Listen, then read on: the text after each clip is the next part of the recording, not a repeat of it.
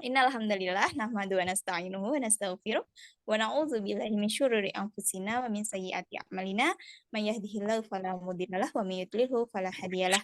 Asyhadu an la ilaha illallah wahdahu la syarikalah wa asyhadu anna Muhammadan abduhu wa rasuluh la nabiyya ba'da. Allahumma salli ala sayyidina Muhammad wa ala ali sayyidina Muhammad. Rabbi israh li sadri wa yassir li amri wahlul 'uqdatam min lisani yafqahu qawli. Amin amin ya rabbal alamin. Alhamdulillah di Malming yang cerah ini, insya Allah ya. Di tempat Sisil sih cerah udah habis hujan soalnya. Kalau di tempat teman-teman gimana? Semoga cerah juga ya. Alhamdulillah Allah masih berikan kesehatan, kenikmatan, umur yang panjang. Alhamdulillah kita masih bisa untuk berkumpul di momen webinar yang insya Allah ini banget ya, relate banget sama kita-kita nih ya, ya Allah gitu ya. Dan insya Allah juga malam ini kita akan bersama-sama ketemu sama yang namanya Mbak Umira, ngobrol langsung teman-teman yang biasanya cuma di grup gitu ya. Insya Allah nanti bisa langsung ngobrol. Terus tak lupa juga sholawat serta salam senantiasa tercurah kepada junjungan Nabi besar kita, Nabi Muhammad SAW, suri tauladan terbaik dan manusia yang sangat kita nantikan syafaat beliau kelak di yaumil akhir. Amin amin ya rabbal alamin. Alhamdulillah Mbak Umira sudah ada di sini. Bisa menyapa dulu Mbak Umira? Monggo Mbak Umira bisa disapa dulu teman-temannya sebentar. Sisil Oke, ada. assalamualaikum semuanya.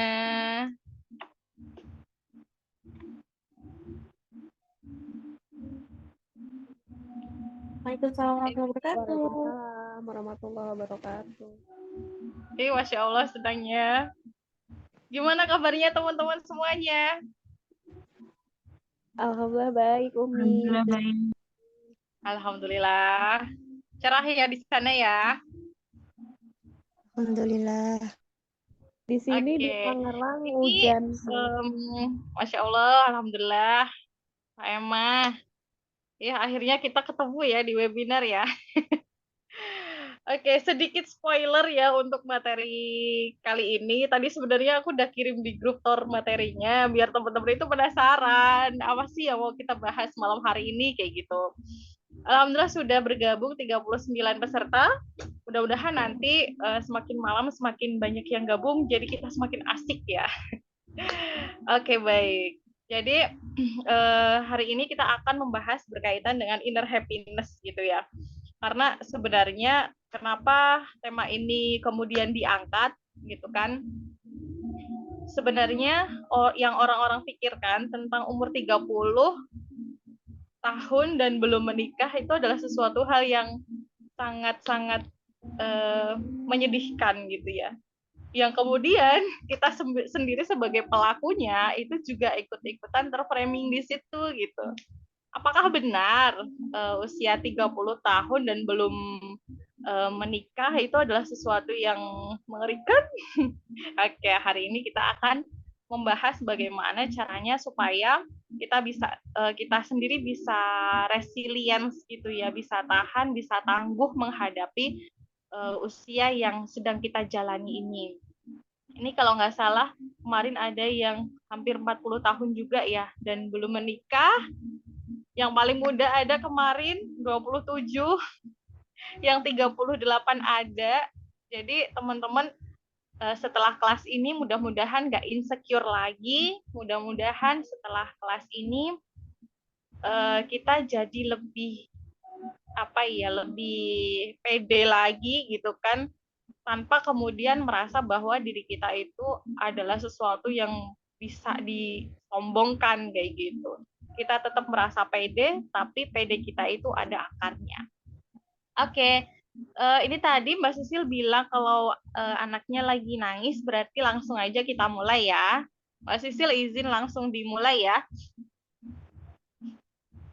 Oke, bismillahirrahmanirrahim.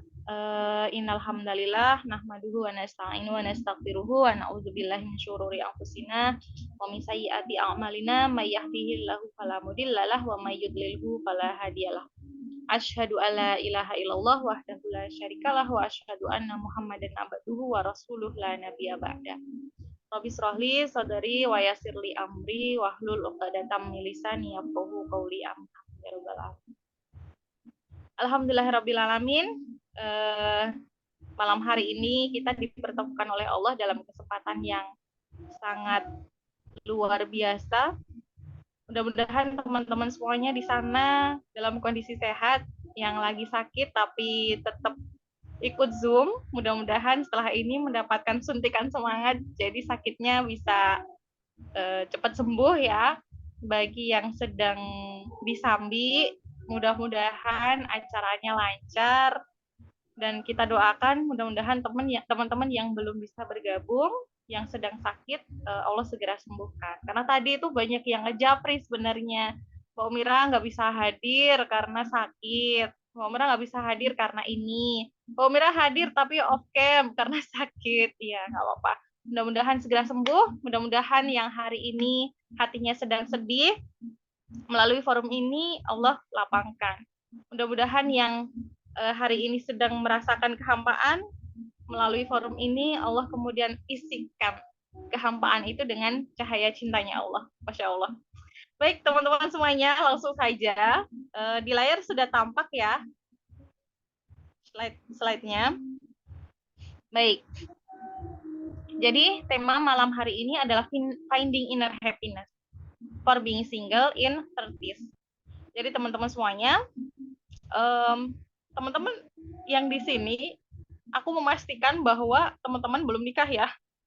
Kalau sudah menikah nggak apa-apa, tapi akan lebih mengenal lagi, akan lebih satu frekuensi lagi kalau kita belum menikah kayak gitu. Beberapa teman-teman Mbak Mira mengatakan bahwa pernikahan itu kalau dijalani dengan nafsu, maka kita akan kalang kabut. Gitu. Kenapa? Karena sebenarnya kebahagiaan yang sebenarnya itu tidak terletak pada faktor-faktor dari luar. Jadi gini teman-teman semuanya, finding inner happiness sendiri, artinya itu kan sebenarnya adalah kebahagiaan yang berasal dari ruang dalam, inner. Selama ini kita itu terjebak pada external happiness, gitu. Jadi selama ini kita itu terjebak pada kebahagiaan yang sifatnya itu dari luar. Kita ngerasa bahwa bahagia itu karena kita mendapatkan sesuatu yang sifatnya tuh dari luar gitu loh. Menikah, kita rasa menikah itu membawa kita kepada kebahagiaan betul. Terus apalagi jalan-jalan, healing gitu ya. Kita rasa bisa membawa kepada kebahagiaan betul. Terus habis itu terpenuhinya semua keinginan kita rasa bisa membawa kepada kebahagiaan. Coba deh teman-teman tuliskan di kolom komentar, apa sih yang biasanya membuat kita itu bahagia? Dapat duit misalnya. Jelas. Apalagi dapat jodoh, jelas bikin happy, ya kan? Oke. Silakan dituliskan di kolom komentar. Apa sih yang selama ini membawa teman-teman kepada rasa yang bahagia gitu? Belanja. Wah, oke, bagus. Oke. Belanja healing. Oke, lanjut. Habis gajian. Oh iya, betul. Ini tanggal 1 ya. Habis gajian, boleh. Jalan-jalan. Melihat orang-orang tersayang bahagia, Masya Allah. Punya support system dalam kondisi terpuruk, makan enak, check out keranjang Shopee, makan es krim dan coklat, oke boleh. Kapan-kapan ditraktir ya, es krim dan coklatnya ya. Oke. Ada lagi? Meet up sama Masya Allah. Seneng ya? Oh iya, akhirnya kita ketemu di sini. Oke. Masya Allah ya, ini random banget ya, dari jalan-jalan, kemudian belanja, terus meet up sama Mbak Mira, makan es krim dan coklat, check out keranjang Shopee, dan lain sebagainya. teman-teman semuanya, pada dasarnya yang tadi disebut sama teman-teman itu adalah kebahagiaan yang berasal dari luar. Artinya, kebahagiaan itu masih bersyarat gitu. Bisa tidur, biasanya nggak bisa tidur ya. Ya, ini nih, nanti kita bahas ya, insomnia. Jadi kebahagiaan itu yang tadi disebut ini sebenarnya sifatnya dari luar. Makan es krim itu kan kita memasukkan sesuatu dari luar ke dalam. Check out keranjang Shopee ya, itu juga berasal dari luar juga. Ciri-cirinya apa? Ciri-cirinya adalah ketika kita tidak mendapatkan sesuatu yang membuat kita bahagia itu, atau kita kehilangan sesuatu yang membuat kita bahagia itu, maka kita akan sedihnya ampun-ampunan gitu. Jadi ketika kita kehilangan hal yang kemudian membuat kita bahagia tadi, maka kita akan merasa terpuruk. Nah, itu tadi adalah ciri-ciri kita itu merasakan bahagia tapi bersyarat. Ciri-cirinya ya, ciri-ciri yang lainnya apa? Ciri-ciri yang lainnya itu adalah biasanya temponya itu hanya sementara. Gitu. Contoh misalnya kita healing, jalan-jalan ke mana ya, pantai misalnya ya, jalan-jalan ke pantai. Nah, nanti setelah pulang dari pantai, atau misalnya sehari 2 hari setelah pulang dari pantai, biasanya balik lagi tuh. Ya kan? Jadi yang memorinya itu udah mulai hilang gitu. Seperti itu. Nah, oleh karena itulah malam hari ini kita akan mencoba untuk membahas inner happiness. Inner happiness ini adalah satu kondisi yang kita itu mau mendapatkan sesuatu atau belum mendapatkan sesuatu, kita tetap berada pada titik happiness. Kita tetap berada pada titik bahagia gitu. Dan bahagia ini sebenarnya kalau misalkan teman-teman biasa lihat teman-teman yang posting di Instagram kemudian hahaha gitu kan, memperlihatkan betapa menyenangkan kehidupan mereka, itu belum tentu bahagia yang sebenarnya gitu. Karena hari ini orang itu banyak terjebak untuk mendapatkan views, mendapatkan pandangan atau penglihatan orang lain, sehingga kita itu merasa tertantang untuk menunjukkan kebahagiaan kita kepada orang lain gitu. Di depan kamera kita kelihatan hahaha, kelihatan bahagia. Tapi setelah kameranya mati, balik lagi tuh ke settingan pabrik kayak gitu ya. Nah, inner happiness ini tidak seperti itu. Jadi dalam kondisi di depan kamera maupun dalam kondisi sendirian, dalam kondisi di luar kamera, kameranya mati dan seterusnya, kita tetap menemukan kebahagiaan. Jadi bahagianya permanen. Dan lagi-lagi kita singgung bahwa umur 30-an itu dianggap sebagai orang yang nggak bahagia gitu ya, karena belum dapat pasangan gitu. Nah, kita coba untuk memecahkan mitos itu, bahwa umur 30-an pun juga bisa bahagia walaupun kita belum menikah. Nanti kalau kita menikah bahagianya tambah-tambah gitu. Oke. Bungkus, silakan tulis di kolom komentar. Baik, teman-teman semuanya, sebelum sebelum mulai materinya, bentar ini kenapa dia tidak mau jalan ya?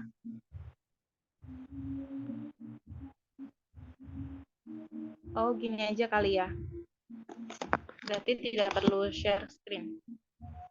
Baik.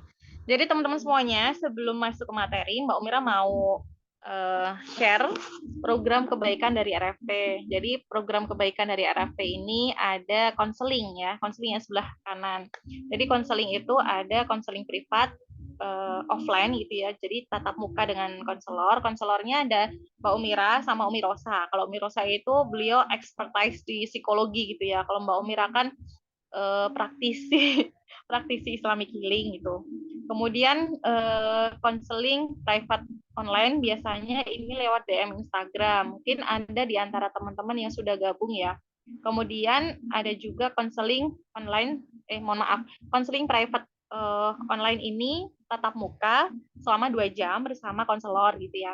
Kemudian konseling online 3 bulan ini melalui DM Instagram. Jadi nanti kita akan ngobrol di DM, kemudian kita coba untuk menggali root problemnya, dari situ kemudian kita bisa memberikan solusi.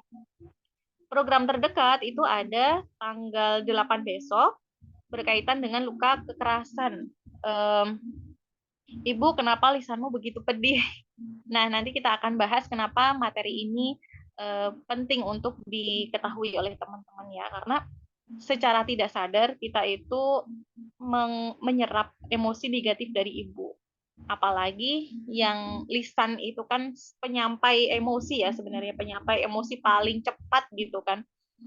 Dan ternyata emosi yang kita terima dari orang-orang di sekitar kita, apalagi seorang ibu, itu akan membuat kita sendiri merasa apa ya, kadang ada luka batin seperti itu. Dan luka batin inilah kalau tidak diselesaikan bisa menghalangi kita dari melakukan kebaikan-kebaikan yang lebih banyak lagi. Contohnya, kita belum menikah itu bisa jadi karena kita terhalang oleh doanya orang tua. Orang tua belum bisa memaafkan kita, atau kita sendiri belum bisa berdamai dengan orang tua. Jadi mudah-mudahan dengan forum ini kita bisa menemukan akar dari luka batin kita ya. Lanjut. Masya Allah teman-teman semuanya di sini sudah hadir. Coba Mbak Umira hitung dulu ada berapa ya. 49 peserta. Oke. Dan ini semuanya berasal dari seluruh Indonesia ya, Masya Allah. Teman-teman semuanya sadar nggak sih ketika orang bilang bahwa umur 30-an itu adalah sesuatu yang menakutkan, umur 30-an dan belum menikah itu adalah sesuatu yang menakutkan, tapi Mbak Umrah bisa pastikan 49 peserta yang ada di sini adalah perempuan pilihan. Kenapa perempuan pilihan? Karena 49 peserta ini adalah orang-orang yang dipilih oleh Allah untuk mendapatkan hidayah hari ini, insya Allah ya. Di antara ribuan orang-orang yang belum menikah, ya, di umur 30 ini, kenapa kita yang dipilih untuk hadir di tempat ini? Walaupun kita terpisah oleh jarak gitu ya, kita bertemu secara online, tapi nggak apa-apa. Dari ribuan orang, bahkan puluhan ribu orang yang belum menikah, kenapa kita yang dipilih?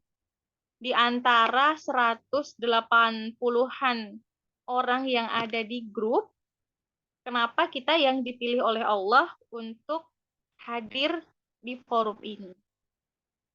Di antara, mungkin ada di antara teman-teman tuh yang tidak berencana ikut gitu ya, yang tadinya itu nggak niat banget untuk ikut gitu. Kalau Mbak Umrah baca tuh ada teman-teman itu yang gabung beberapa menit yang lalu gitu, tapi langsung mendapatkan aksesnya dengan mudah.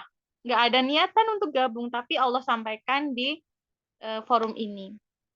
Ada juga teman-teman yang tadinya udah niat banget untuk ikutan, qadarullah di detik-detik terakhir ada aja sesuatu yang kemudian membuat dia itu akhirnya belum bisa join kayak gitu. Jadi kenapa Allah itu pilih kita untuk hadir di tempat ini? Karena kita adalah perempuan pilihannya Allah. Belum menikah itu adalah bukan karena apa ya? Bukan karena sesuatu yang, bukan karena Allah tuh jahat sebenarnya. Bukan karena Allah itu nggak sayang sama kita. Justru karena Allah sayang sama kita, Allah hold dulu nih. Allah tahan dulu. Ini anak kalau dikasih jodohnya sekarang atau dikasih jodohnya kemarin-kemarin pada saat umur 20-an, anak ini belum sembuh traumanya. Anak ini belum bisa menemukan kebahagiaannya sendiri. Jadi gimana kita bisa menemukan gimana kita bisa membahagiakan pasangan kita, gimana kita bisa membahagiakan anak-anak kita dan keluarga kita kalau kita sendiri belum bahagia. Banyak sekali kasus yang Mbak Umira temukan, orang yang dia berlomba-lomba untuk ngasih cinta kepada pasangannya, kepada anaknya, dan dia berfokus kepada pasangannya dan kepada anaknya, ternyata dia adalah orang yang paling rapuh. Kenapa dikatakan demikian? Karena dia bergantungnya salah. Ya kan, bergantungnya salah, bergantungnya kepada pasangan itu, bergantungnya kepada anak-anak itu, bergantungnya pada keluarga itu, sehingga dia mau melakukan apapun, tapi inner self-nya ini belum tercukupi. Sehingga ketika ada badai dalam rumah tangganya, ada badai dalam kehidupannya, dia menjadi orang yang paling rapuh karena sininya belum penuh gitu. Di dalam hatinya kebutuhan akan cinta yang harus dia penuhi sendiri itu belum penuh gitu. Jadi banyak sekali orang-orang yang ternyata dia rapuh padahal dalam hal mencintai itu dia yang paling kuat gitu. Nah, jadi kembali lagi bahwa Allah tarik kita dulu untuk dipilih, untuk diperbaiki, untuk menjadi versi terbaik dari diri kita. Gitu. Jadi sekali lagi jangan berpikir bahwa kita itu leftover ya. Jangan berpikir bahwa kita itu adalah perempuan-perempuan sisa. No. Tapi Allah tarik kita untuk diperbaiki. Oke. Jadi teman-teman semuanya, kenapa kemudian Allah itu menarik kita untuk diperbaiki? Kenapa Allah itu tahan dulu diri kita untuk diperbaiki? Nah, sebenarnya dalam kehidupan ini ada yang namanya pit stop kehidupan. Pit stop itu apa? Ada yang tahu nggak?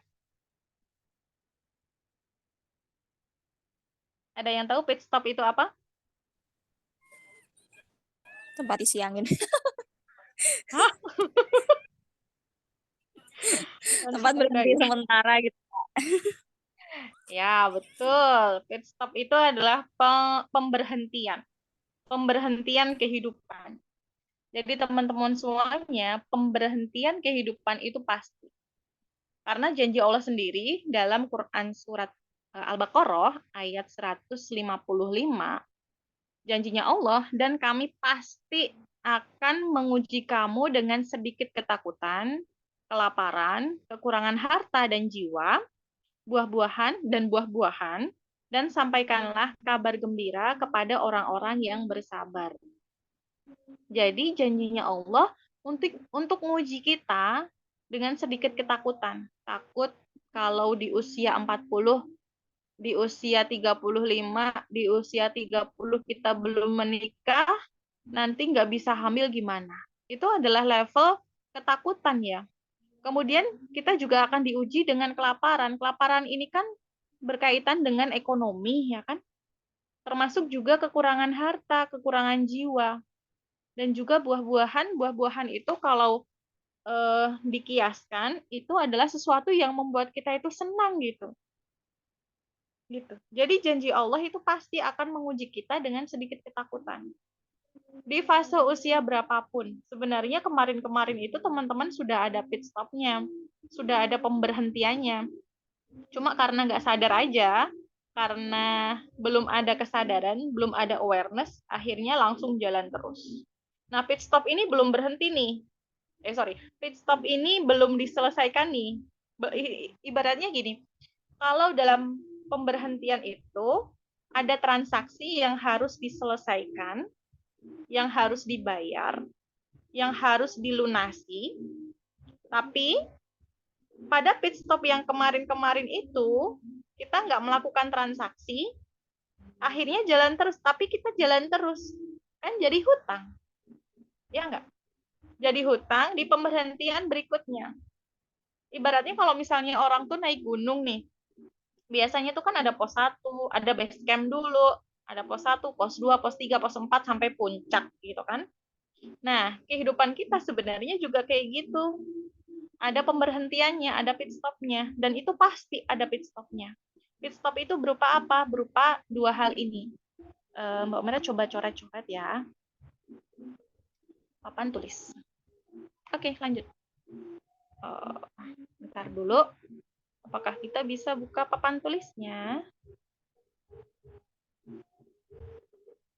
Oh, nggak bisa ya. Ternyata tidak bisa, guys. Jadi, pit stopnya itu berupa dua hal. Yang pertama itu adalah masalah. Masalah itu adalah sesuatu yang membuat kita itu merasa kesulitan di situ. merasa bahwa ini butuh effort untuk keluar, ya. Ini butuh solusi untuk menemukan jalan keluar itu. Gitu. Jadi yang pertama adalah masalah. Pernah nggak teman-teman punya masalah? Mbak Mira mau tahu dong. Pernah. Oke. Pasti ya, pernah banget nih kalau kata Kak Aziza. Oke. Ya, jadi teman-teman semuanya, kita pernah punya masalah gitu. Dan masalah itu ya adalah sesuatu yang kita anggap sulit, kita anggap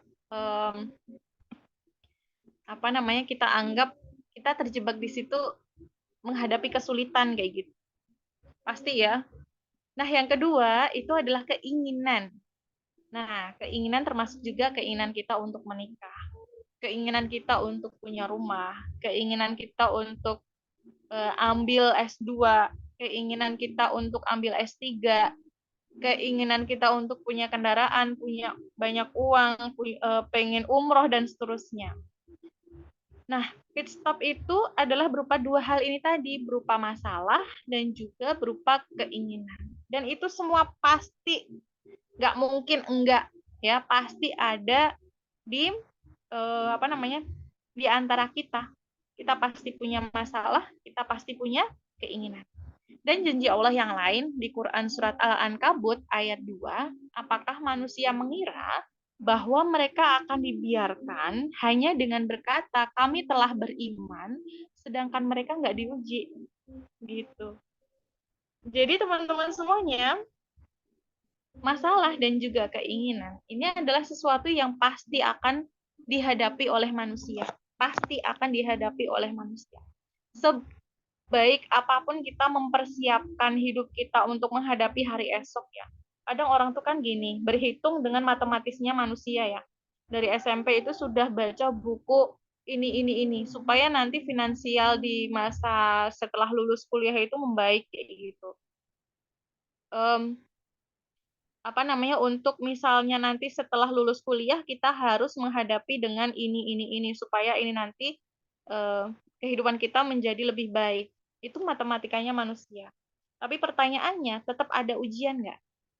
Tetap ada ujian. Sekalipun kita sudah mempersiapkan segala hal itu dengan sangat sistematis, gitu. Pasti ada ujiannya. Kenapa di situ dikatakan ada ujian? Kata Allah, kamu tuh jangan ngaku beriman dulu sebelum kamu itu benar-benar diuji. Kamu kalau ngaku beriman, tar dulu, tunjukin keinginan kamu. Jadi Allah pengen bilang sama teman-teman semuanya, sama kita semuanya, bahwa ujian tadi berupa masalah dan keinginan itu adalah untuk menguji ya seberapa dalam sih keimanan kita. Termasuk juga keinginan kita untuk menikah, yang mungkin hari ini sudah nggak terlalu menggebu-gebu lagi ya. Kalau di usia 30-an ke bawah mungkin masih berapi-api gitu.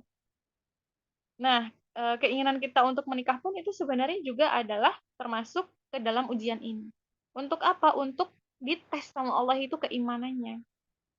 Seperti yang kemarin malam ya, Mbak Mira tuliskan di grup gitu kan, kalau kita itu mau nikah besok pagi bisa, ya kan, tinggal pilih aja cowok-cowok random gitu kan yang bisa nikah cepet, ayo nikahin aku sekarang kayak gitu, dalam waktu cepat langsung nikah bisa gitu.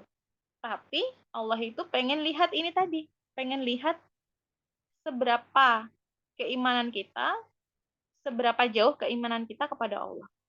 Itu yang sebenarnya pengen Allah lihat. Dan Allah itu tidak tidak melihat kepada hasil. Kita mau nikah sama siapa, kita mau nikahnya kapan. Allah itu tidak melihat itu.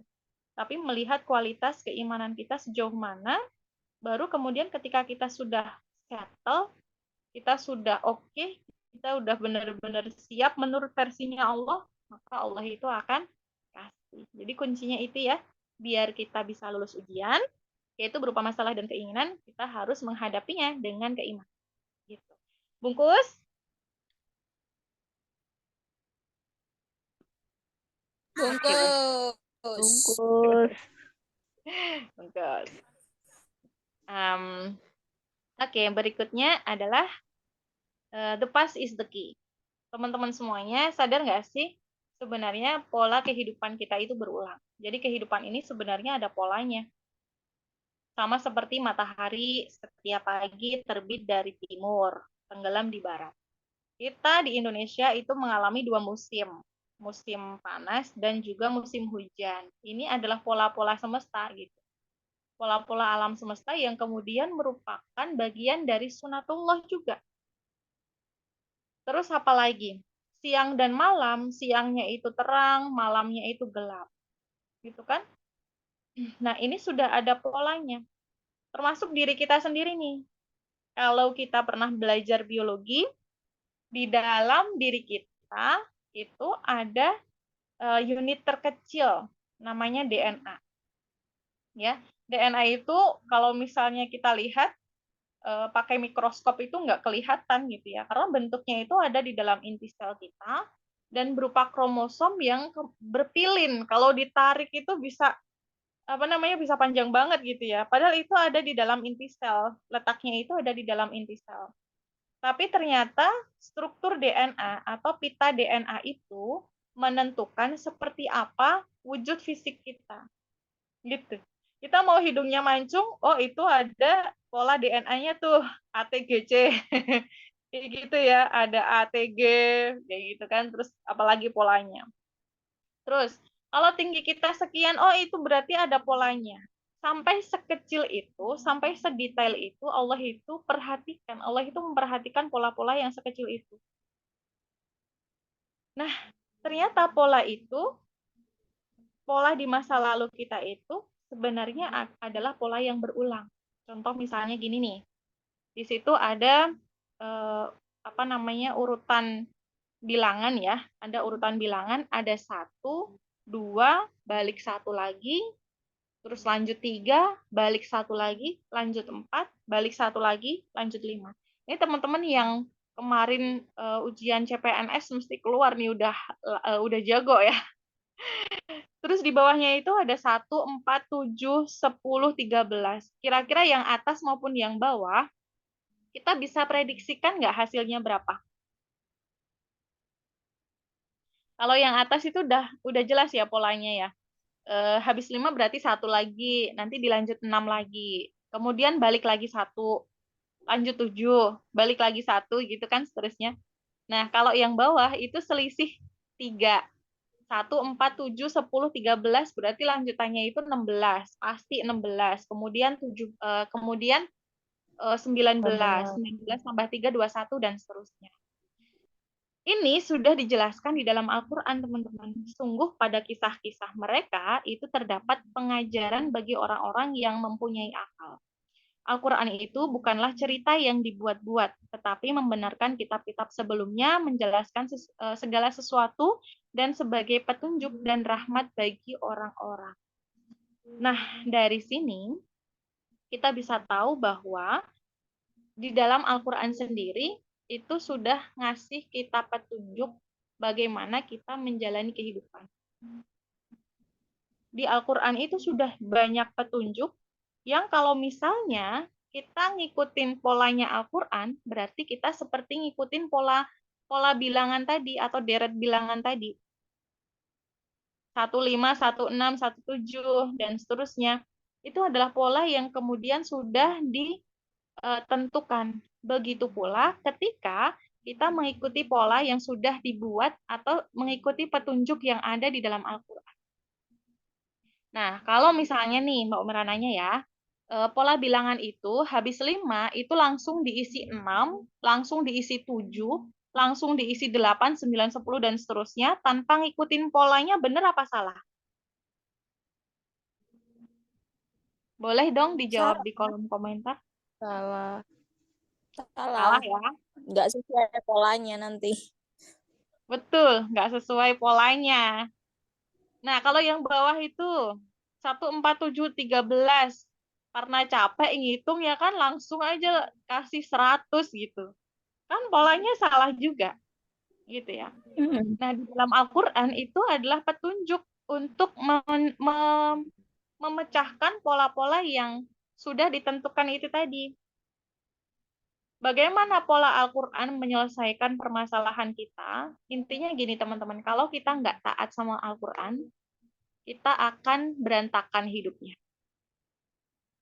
Contoh berantakan itu adalah ketika tadi kita menemui pit stop, kita tidak melakukan transaksi di pit stop itu tadi, tapi kita lanjut terus.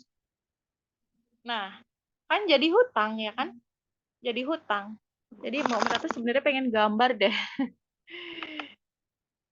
Oke, ini bisa digambar nih. Nah, lanjut ya. Ini ibaratnya nih pit stop nih. Kita itu ada di sini nih, umur 30 tahunan. Ini umur 30 tahun. 30 plus minus ya. Di sini posisi kita belum menikah.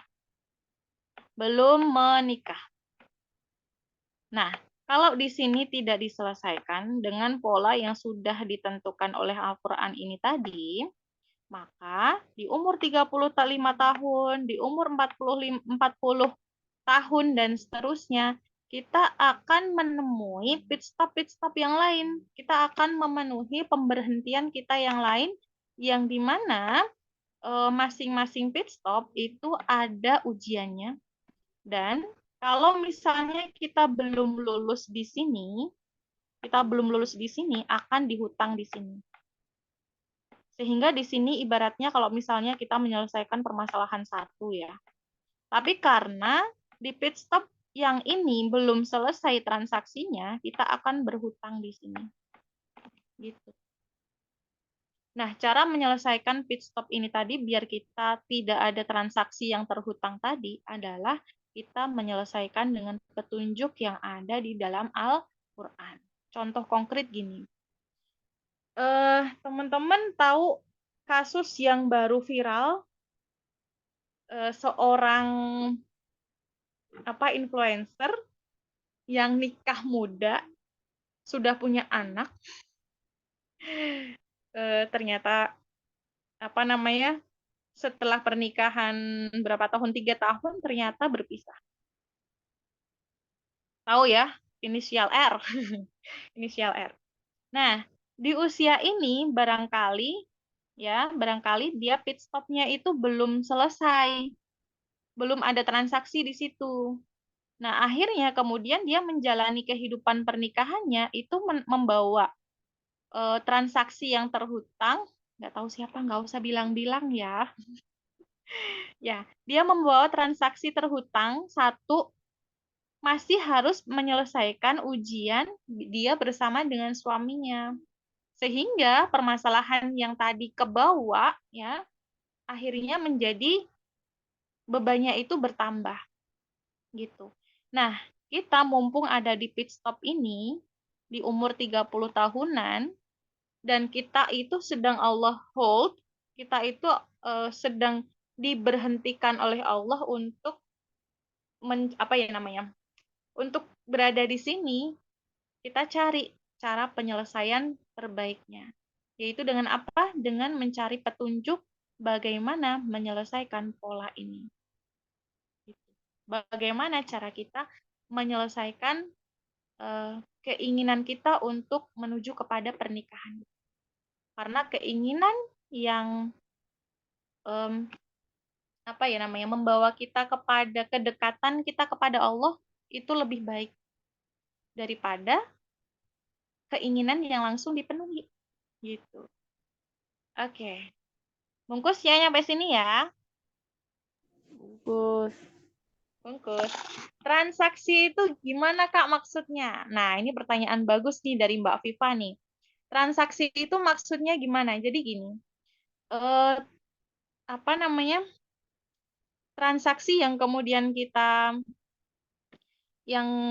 lakukan di pit stop itu tadi sebenarnya adalah transaksi kita dengan Allah. Ini ada penjelasan berikutnya ya sebenarnya. Bentar.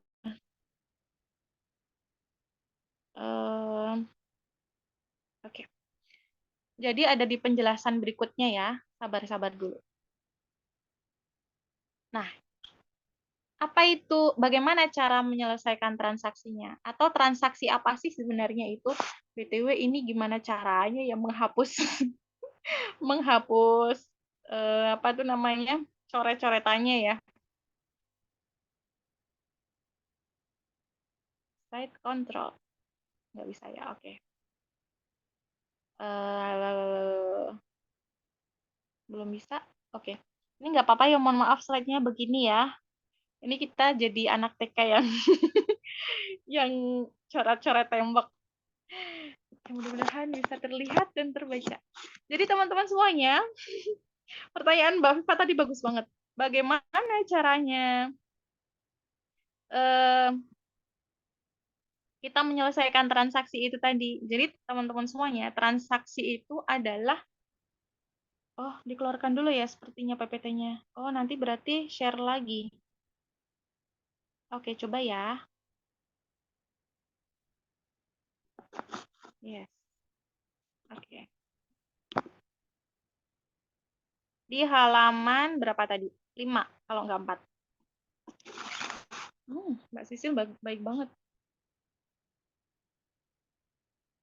Nah, transaksinya itu apa? Jadi gini teman-teman.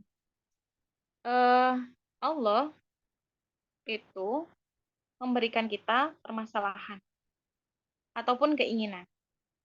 Nah, permasalahan ataupun keinginan tadi sebenarnya adalah kalau kita ibaratkan bungkusan, nah masalah dan keinginan itu seperti bungkusan. Seperti plastik yang di dalamnya itu ada pesan cintanya Allah. Pesan cintanya Allah itu adalah sesuatu yang kemudian Allah ingin sampaikan ke kita, hai Umirah, kamu itu perlu loh diperbaiki dari sisi ininya. Gitu. Hai Umirah, kamu itu salah loh dari sisi ininya, kayak gitu. Yang pernah Mbak Umirah rasakan, dan yang pernah Mbak Umirah alami adalah pesan cinta yang benar-benar pertama kali Mbak Umirah dapatkan itu adalah jangan jadi orang yang sombong. Jangan jadi orang yang suka danga. Danga itu apa ya? Mendongak. Mendongak itu melihat ke atas, memperlihatkan siapa diri kita. Itu nggak baik. Kenapa begitu? Karena ternyata mindset mendongak atau mindset ini loh gue kayak gitu. Ini loh aku, itu adalah mindsetnya iblis.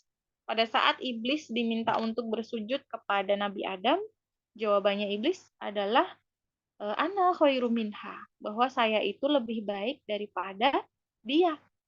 Dan ketika kita berada pada mindset iblis, kepada softwarenya iblis, maka kita akan menjadi orang yang sulit untuk diperbaiki. Maka pertama kali yang pesan cinta yang yang Mbak Umira terima dari Allah itu adalah bahwasanya kita tidak boleh untuk menjadi orang yang menyombongkan diri. Karena ketika kita menyombongkan diri, kita mengambil makomnya Allah, kita akan sulit untuk memperoleh hidayah. Teman-teman masing-masing itu punya pesan cintanya sendiri yang kemudian Allah ingin sampaikan. Mbak Viva misalnya, Mbak Viva itu perlu diperbaiki dari sisi manajemen emosinya. Nah, betul, jadi si paling. Nah, hari ini banyak banget ya orang yang merasa bahwa dia paling menguasai, dia paling oke, paling keren, paling hebat dan seterusnya. Ketika kita berada pada posisi di si paling itu tadi, maka hidayah itu akan sulit masuk. Analoginya gini, kalau kita berada di atas, kemudian kita berada di atas gunung, kita merasa di atas, kita merasa tinggi, airnya itu sulit mengalir kan? Air itu kan mengalir dari gravitasi yang paling rendah ke gravitasi yang paling tinggi. Gravitasi yang paling tinggi itu di bawah, gravitasi yang paling rendah itu di atas. Nah, air itu mengalir dari atas ke bawah. Tapi kalau kita merasa si paling tadi, kita merasa paling hebat, paling oke, paling keren dan seterusnya, maka air itu akan sulit untuk menjangkau kita. Dan ini bahaya banget. Kita akan jadi sulit untuk mendapatkan hidayah. Bahasa yang sering kita dengar dari Ustadz itu adalah istidraj. Dikasih semuanya tuh sama Allah, dikasih money, dikasih jodoh, dikasih kekayaan, dikasih semuanya. Tapi kekayaan, jodoh, itu semuanya tidak membuat dia semakin mendekat kepada Allah. Nah, itu adalah jebakan. Hati-hati ya, gitu. Jadi masing-masing momen, masing-masing di stop itu ada pesan cintanya yang kemudian kita ambil. Kita buka, kita pelajari, dan kita pakai untuk memperbaiki diri kita. Gitu. Makanya penting banget bagi kita untuk menemukan jeda atau mengambil jeda. Mengambil jeda itu apa? Mengambil jeda itu adalah me time. Bahasa yang sering kita dengar itu me time. Untuk apa? Untuk menemukan siapa sih sebenarnya kita. Sebenarnya kita itu siapa? Dari mana kita? Dari mana kita?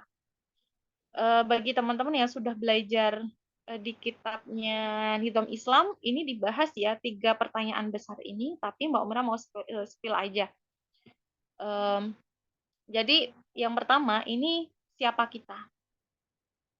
Kadang kita itu menjawab siapa kita itu berdasarkan labeling-labeling yang ada di sekitar kita. Labeling itu apa? Contoh misalnya saya ini adalah seorang dokter. Berarti labelnya itu adalah label profesi. Saya ini adalah seorang konselor, berarti labelnya juga profesi. Saya ini adalah seorang dermawan. Saya ini adalah seorang ini. Tapi ternyata ketika kita menemukan jawaban siapa aku berdasarkan labeling-labeling itu tadi, kita sulit untuk menemukan hakikatnya kita sebagai seorang hamba. Gitu. Jadi siapa kita sebenarnya? Kita itu adalah seorang hamba. Inna solati wa nusuki wa mahyaya wa mamati lillahi rabbil alamin. Sesungguhnya sesungguhnya salatku, hidupku, matiku hanyalah untuk Allah lillahi ta'ala. Gitu. Jadi siapa kita? Bukan Indonesia gitu ya. Tapi siapa kita? Kita itu adalah seorang hamba. Kenapa kita dikatakan sebagai seorang hamba? Seorang hamba itu adalah ciptaan ya, ciptaannya Allah yang kemudian Allah itu lebihkan kita dari makhluk-makhluk yang lain. Ya, Allah itu lebihkan kita dari makhluk-makhluk yang lain. Jadi kita itu adalah hamba sebelum siapapun. Dan kita perlu pegang erat-erat identitas kita sebagai seorang hamba ini tadi. Gitu. Dan ini berkaitan dengan pertanyaan yang berikutnya, berkaitan dengan lingkaran yang berikutnya. Aku sedang mencari apa? Apa sih yang sebenarnya kita cari di dunia ini? Kalau misalnya yang kita cari harta, apakah harta itu akan menolong kita? Iya menolong, tapi ternyata yang akan menolong itu bukan nominalnya ya, yang akan menolong itu justru energi yang kita pakai untuk mengeluarkan harta itu, dipakai untuk sedekah kah? Dipakai untuk healing jalan-jalan kah? Atau dipakai untuk sesuatu yang berupa kemaksiatan kah? Kayak gitu. Nah, energinya itu yang akan menyelamatkan kita. Gitu ya. Nah, setelah ini kita mau kemana? Faktanya kalau dalam Islam kita menjawab setelah kehidupan dunia kita akan menuju kepada kehidupan after ya, live after life, benar ya. Ya, jadi kehidupan setelah kehidupan yaitu adalah kehidupan akhirat. Untuk apa? Untuk mempertanggungjawabkan kehidupan yang kita jalani selama di dunia. Nah, dengan pemahaman seperti itu teman-teman semuanya, maka kita itu akan hidup sebagaimana seorang hamba. Tadi setiap kita sholat kita baca inna sholati wa nusuki wa mahyaya wa mamati lillahi rabbil alamin. Sesungguhnya sholatku, hidupku, ibadahku, sesungguhnya sholatku, hidupku, ibadahku dan matiku hanyalah untuk Allah. Jadi sebenarnya kita itu hidup hanya untuk Allah. Bukan hidup untuk semata-mata mencari jodoh. Bukan hidup semata-mata untuk mencari uang, bukan hidup semata-mata untuk mencari harta, karir, dan seterusnya. Tapi lebih daripada itu, hidup kita itu adalah untuk Allah, untuk mencari cintanya Allah. Gitu. Nanti mungkin di kelas lain kita akan membahas apa yang akan terjadi kalau fokus kita hanya untuk mencari jodoh, mencari harta. mencari cintanya manusia. Tapi lupa kita hidup ini sebenarnya adalah untuk mencari Allah. Gitu ya. Oke, Mbak Sisil boleh next? Oke. Belum. Apa pesan cintanya? Nah, ini yang tadi dimaksud oleh Mbak Viva, transaksinya itu apa gitu ya. Transaksinya itu adalah, jadi teman-teman gini, ibaratnya kalau kita sedang mendaki gunung itu ada pos 1, pos 2, pos 3, pos 4 gitu kan. Nah, di masing-masing pos itu biasanya ada pesannya. Tadi kalau misalnya kita gambarkan itu seperti sebuah plastik yang di dalamnya itu ada pesannya dan harus kita buka. Nah, setiap kesulitan, kesusahan, kesedihan, kehampaan itu adalah sinyal cinta dari Allah supaya kita lebih peka terhadap pesannya. Jadi bagi Allah itu gampang banget ngasih kita kesulitan. Bagi Allah itu juga gampang banget ngasih kita keberhasilan. Tadi ibaratnya kalau misalnya Allah itu pengen ngasih kita jodoh, langsung dikasih pun oke gitu. Kenapa? Jodoh itu sebenarnya ketika kita ingin menikah, sebenarnya yang kita butuhkan itu bukan jodoh sebenarnya. Tapi apa itu? Yaitu adalah kunnya Allah. Jadi yang dibutuhkan itu adalah kunnya Allah gitu. Allah mau kita misalnya pengen rumah, ya. Kita minta sama Allah, kita punya duit, tapi kalau Allah belum kun, ya belum bisa gitu kan. Sama juga kalau misalnya kita sudah punya calon, kemarin banyak yang cerita di grup ya. Kita sudah punya calon, kita sudah siap ya minggu depan nikah gitu kan. Tapi kalau Allah belum pun, belum ridho, belum ngasih izin, bisa jadi Hamin 7 hari itu batal. Nah, kunnya Allah itu adalah rahasianya Allah. Gitu. Dan kesulitan, kesusahan, kesedihan, kehampaan, dan seterusnya, itu adalah sinyal cinta dari Allah supaya apa? Supaya kita itu membaca pesan cintanya Allah. Kuncinya apa? Kuncinya itu adalah peka. Hari ini, banyak sekali terjadi yang namanya krisis kepekaan. Krisis kepekaan itu adalah sebuah krisis di mana kita itu mengalami kesulitan untuk memahami diri kita sendiri dan juga memahami orang lain. Karena sudah fokus kepada sosial media, kepada sesuatu yang di hadapan kita, kepada sesuatu yang mengejar kita, akhirnya kita sulit untuk lebih peka terhadap diri kita sendiri. Contohnya gini, kadang kita itu merasa lapar gitu ya. Kita merasa lapar, tapi karena kita dituntut untuk harus bergerak cepat, akhirnya kita mengabaikan rasa lapar kita itu. Entar dulu deh. Padahal lapar itu adalah sinyal supaya kita mengisi tubuh kita dengan makanan gitu kan. Sama juga kesulitan, kesusahan, kesedihan yang muncul itu adalah sinyal juga supaya apa? Supaya kita lebih peka dan kemudian mengambil tindakan. Kalau tadi lapar dikasih makan, kalau kesedihan itu apa? Ada nggak? Ada tahu nggak? Kesedihan, kesusahan, kesulitan itu dikasih makannya dengan apa?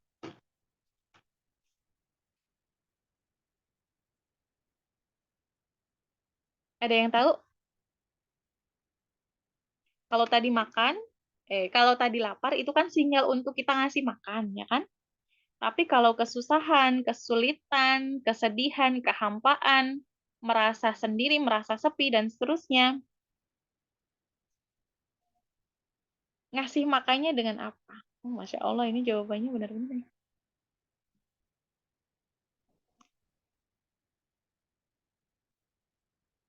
Lagi disayang Allah itu berserah diri kepada Allah. Balik ke Allah, zikir. Oke, Masya Allah ya. Salat, mengingat Allah, mengkaji ilmu, dekat dengan Allah, sedekah. Masya Allah. Bersandar hanya kepada Allah, tidak berharap kepada makhluknya. Oke, Masya Allah ya. Jadi teman-teman semuanya, kalau tadi lapar itu adalah sinyal dari tubuh kita untuk kita kasih makan gitu kan. Nah, kesedihan, kehampaan, dan seterusnya itu juga sinyal cinta dari Allah supaya kita melakukan tindakan gitu.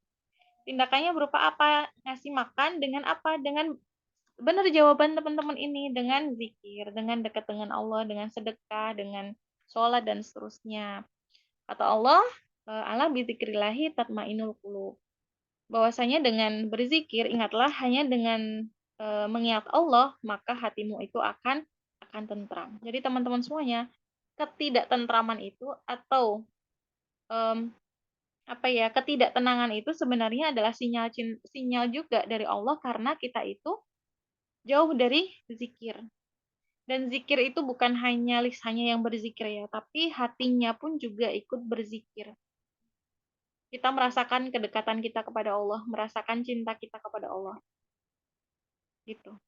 Nah, sehingga kita bisa lebih, karena dengan lebih peka itu tadi, maka kita akan bisa membaca pesan cintanya. Kadang tuh kita tuh suka gini kan, secara apa namanya, nggak sadar gitu ya, secara tidak sadar kita merasakan sedih, tapi berterusan gitu.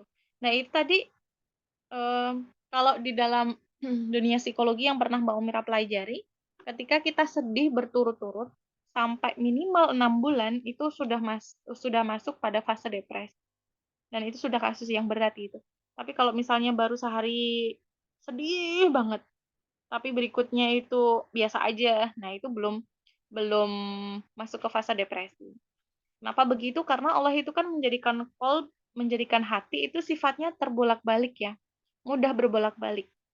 Jadi teman-teman jangan khawatir kalau misalnya merasakan hari ini sedih banget, terus besok lagi kok nggak sedih gitu ya. Apakah ini yang disebut mood swing gitu kan? Nah itu fitrahnya dari Allah tuh begitu, karena hati itu sifatnya berbolak-balik kayak gitu kan. Kenapa? Ya balik lagi ke sinyal cintanya Allah ini tadi, kita belum berzikir. Kita sholatnya apakah sholat yang biasa-biasa aja, atau sholat yang sesuai dengan SOP, atau sholat kita itu menjadi sholat yang mindful gitu. Sholat mindful. Sholat mindful itu adalah sholat yang kemudian kita menjadi lebih produktif dengan mengingat Allah, benar-benar mengingat Allah. Dan itu rasanya nikmat banget gitu. Jadi balik lagi Mbak Umira urutkan lagi ya. Jadi hidup kita itu ada pit stopnya. Pit stop itu berupa ujian dan juga keinginan. Yang kemudian ujian dan keinginan itu perlu kita selesaikan, perlu kita apa namanya, transaksinya itu perlu kita laksanakan saat itu juga, supaya apa? Supaya tidak jadi hutang. Dan di pit stop itu kemudian kita ditugaskan oleh Allah untuk membaca pesan cintanya. Jadi dari sini kalau sudah begini teman-teman semuanya, ketika setelah ini teman-teman dapat masalah, ketika teman-teman itu berhadapan dengan masalah yang dicari pertama kali apa?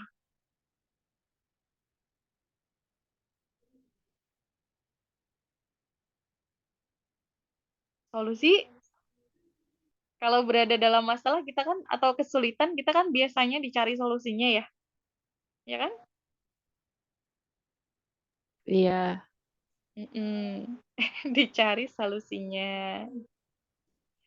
Ini yang lain gak jawab, ragu-ragu kah? Oke. Curhat ke Allah, cari solusi, mengadu ke Allah. Ya, cari sebabnya. Terus disalahin sebabnya ya. Mudah-mudahan enggak ya. Oke. Biasanya karena kita itu sering dengar orang kalau kita ada masalah langsung cari solusi, bagaimana apa namanya, penyelesaian tercepatnya, bagaimana penyelesaian terbaiknya gitu ya. Maka kemudian kita biasanya terjebak pada ikhtiar berhala. Menenangkan emosi dulu. Bagus banget. Langsung sholat, cari hikmahnya. Oke, betul semuanya ya. Terkadang ada masalah, nggak ada solusi, hanya dinikmati sedihnya aja, sholat, berdoa sambil nangis. Wah, itu the top level of curhat tuh ketika kita nangis pada saat sholat ya. Katanya gitu. Oke, terima kasih teman-teman semuanya ya. Jadi, pada saat kita bermasalah, ketika kita buru-buru mencari solusinya, maka biasanya kita terjebak pada ikhtiar berhala. Ikhtiar berhala itu apa? Ikhtiar berhala itu adalah cari solusi cepat, tapi potong kompas kayak gitu. Biasanya begitu. Dan contohnya gini, ketika nanti ya, ketika nanti, taruhlah misalnya kita menikah. Problem tuh kan banyak banget ya. Problem setelah menikah itu kan banyak banget. Nah, ketika kita terjebak pada mindset fokus pada solusi, hati-hati. Karena bisa jadi kita akan menjadi orang yang reaktif. Orang yang reaktif itu gimana? Orang yang reaktif itu adalah orang yang merespon segala sesuatu dengan cepat.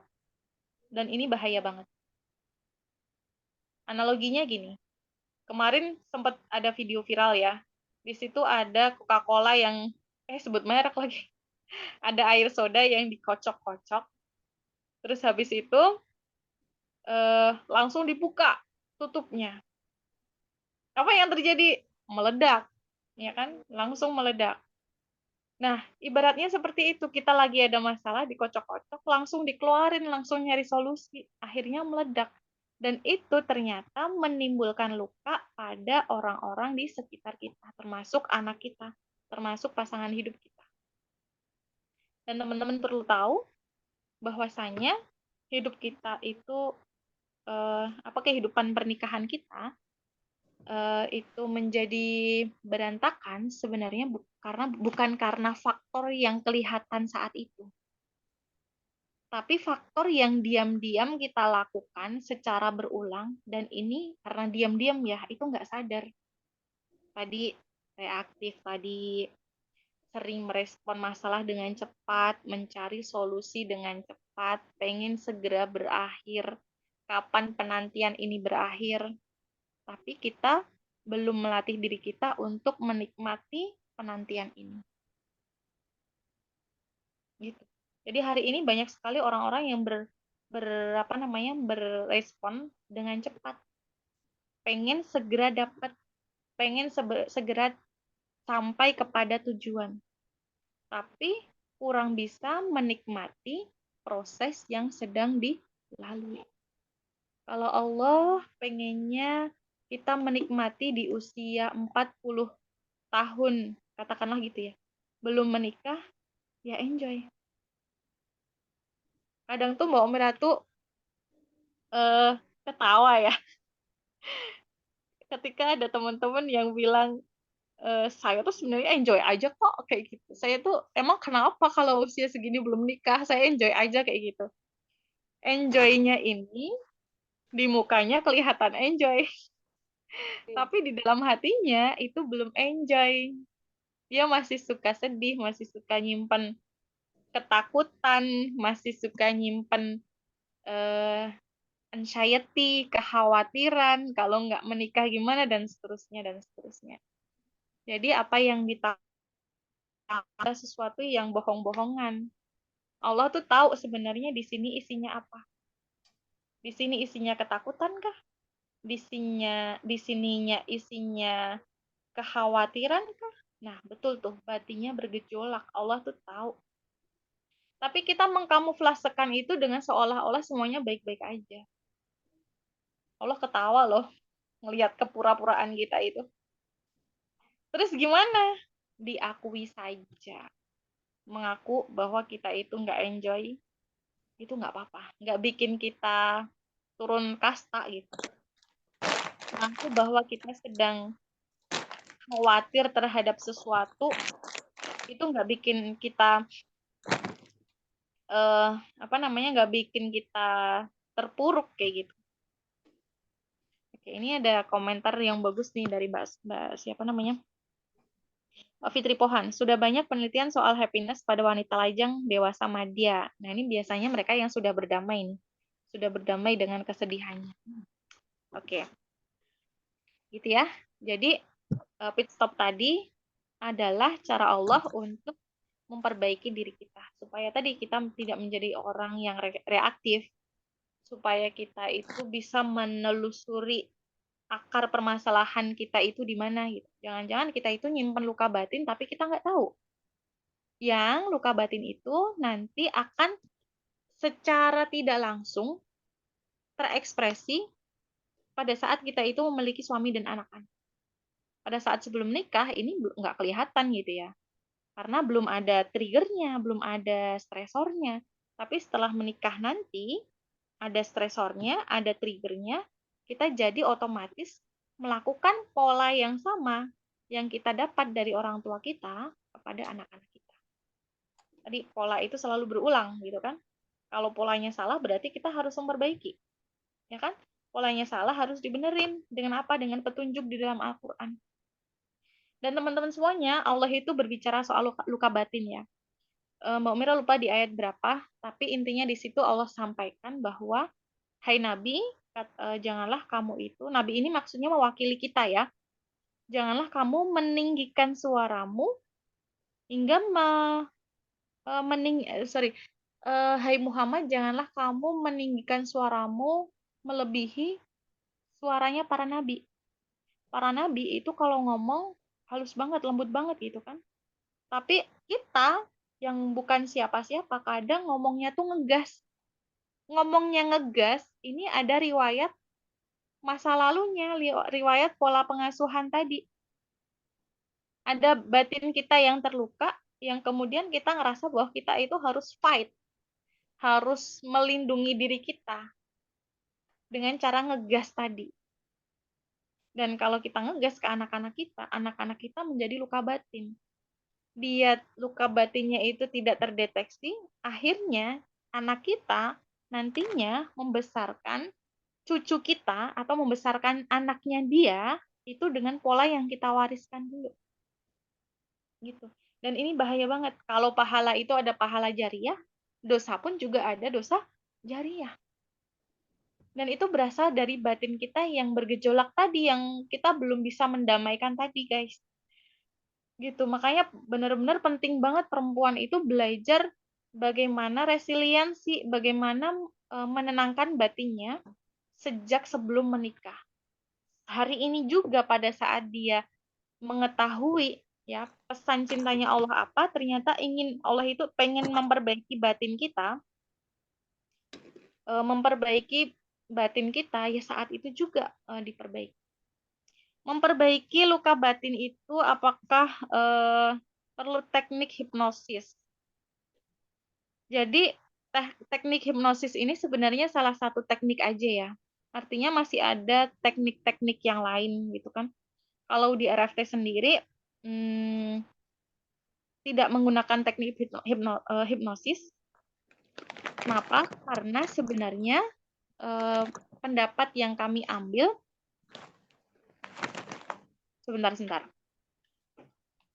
pendapat yang kami ambil, kenapa kemudian kita luka batinnya belum selesai adalah karena kita memiliki tadi pola yang error dari masa lalu kita. Kita sedang meneruskan pola yang error dari masa lalu kita. Sehingga yang diambil di RFT itu adalah kita menemukan pola yang salah, atau kalau Umi Rosa itu sering sebut sebagai maklumat error, kemudian kita perbaiki polanya gitu. Karena manusia itu bukan robot ya kan? Manusia itu bukan robot, tapi kita itu bisa berpikir untuk memperbaiki, oh ini salah. Dan kemudian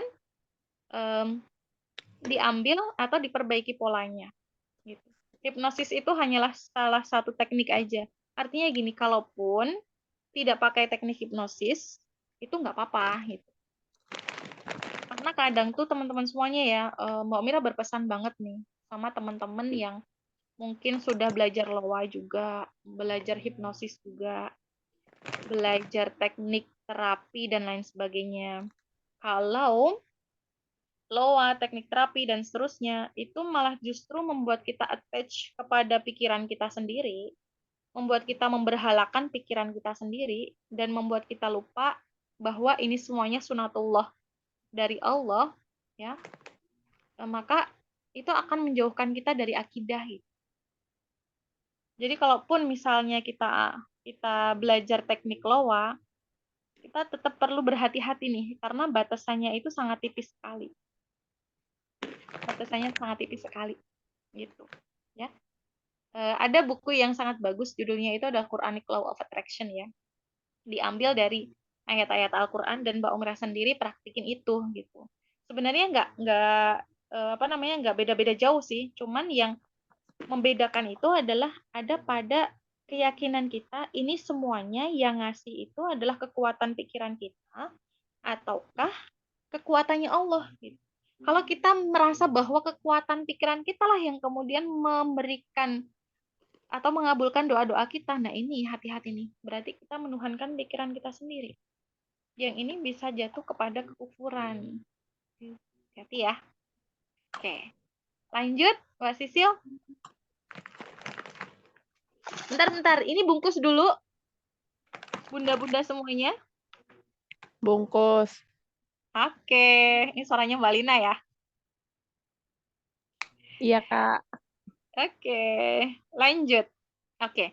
Slide-nya udah ya. Jadi teman-teman semuanya, salah satu pesan cinta yang kemudian kita perlu buka itu adalah ternyata kita itu sering ngobrol sama manusia, tapi kita lupa untuk ngobrol sama Allah.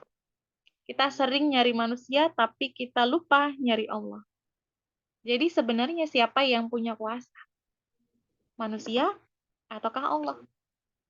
Kalau kita yakin bahwa Allah yang punya kuasa, maka ngobrol kita dengan Allah itu harusnya lebih banyak lagi. Jangan-jangan selama ini karena urusan pekerjaan, karena urusan yang lainnya, kita ngobrol sama Allah itu seperti ya udah SOP aja gitu. Sholat, pada saat kita sholat, yang di pikiran kita itu bukan Allah. Tapi yang di pikiran kita itu adalah kerjaan kita. Di kulkas ada apa ya, habis ini nanti masak apa gitu ya. Akhirnya kita jadi tidak produktif kayak gitu. Ya ini pesan dari Ustadz Reza Rendy ya, salah satu guru yang kemudian Mbak Umira kemarin ikutin trainingnya. Ternyata akar permasalahannya itu adalah kita lupa untuk sering-sering ngobrol sama Allah. Teman-teman semuanya, berkaitan dengan ngobrol sama Allah ya, Allah sendiri sudah sampaikan gitu dalam salah satu ayatnya Allah, bahwasanya katakanlah wahai Muhammad, jika umatmu bertanya kepadaku, katakanlah sesungguhnya aku itu dekat gitu. Allah itu sampaikan kepada Rasul bahwa sesungguhnya Allah itu dekat.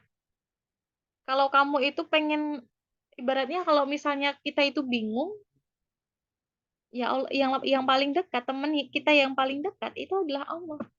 Kadang kita ngerasa ya, di umur 30 tahun ini kayak udah nggak punya temen gitu kan, teman-temannya udah nikah, ada yang sibuk ngurusin anak, ada yang sibuk ngurusin kerjaan, kita me time sama siapa juga sudah nggak ada temen gitu kan. Nah, saat seperti itulah Allah itu pengen menjelaskan kepada kita, hey, sini hey, masih ada Allah, dan Allah itu nungguin kita setiap saat. Nungguin kita setiap waktu. Ini Umira ini udah lama banget nih nggak datang ke aku. Akhirnya karena nggak datang juga, dikasihlah masalah, dikasihlah keinginan yang belum tercapai. Supaya apa? Supaya kita jadi sering-sering ngobrol sama Allah. Gitu. Next.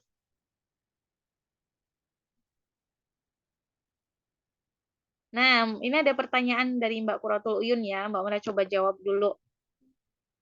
Gimana caranya supaya gimana memaknai bahwa Allah sesuai dengan prasangka hambanya agar kita tidak salah menafsirkan. Maksudnya gimana?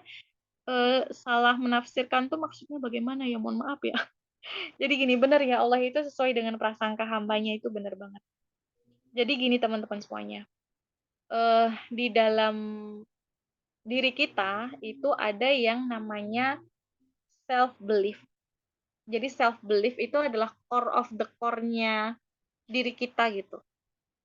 Dan self-belief kita itu akan menjadi keyakinan yang ternyata keyakinan itu lebih powerful daripada apa yang kita doakan. Contoh gini, kita itu ngomongnya, saya itu percaya kepada Allah bahwa Allah itu akan mengabulkan doa saya untuk menikah tahun ini. Tapi di sininya itu kita punya keyakinan yang lain. Contoh, masa sih? Kayaknya nggak mungkin deh bisa nikah tahun ini gitu. Ya kan? kayaknya nggak mungkin deh aku bisa ketemu jodoh tahun ini. Nah, yang lebih didengar sama Allah itu adalah prasangka yang ada di dalam hati kita, bukan yang kita ucapkan. Makanya dalam teknik Loa ya, itu ada yang namanya synchronicity.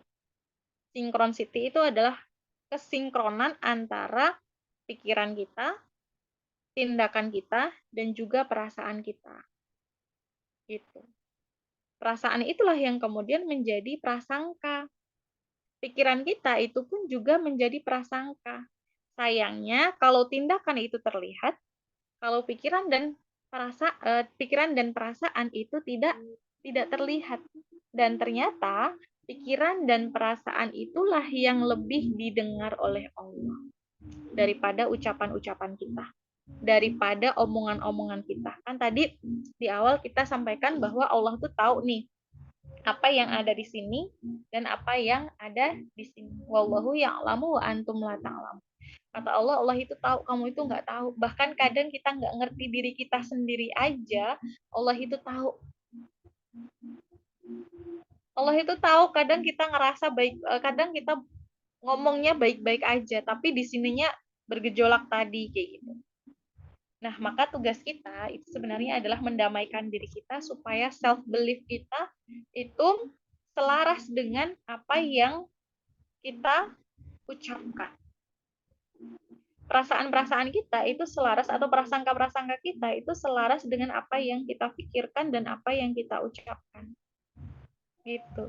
Karena kadang itu jadi ujian ya, termasuk ujiannya orang yang sudah berhijrah itu kan synchronicity tadi ya, kesinkronan antara pikiran dan juga perasaan. Karena ini sangat butuh perjalanan ke dalam diri untuk menemukan apa sih yang kurang dari apa sih yang ada di dalam hati kita. Makanya kuncinya tadi peka tadi.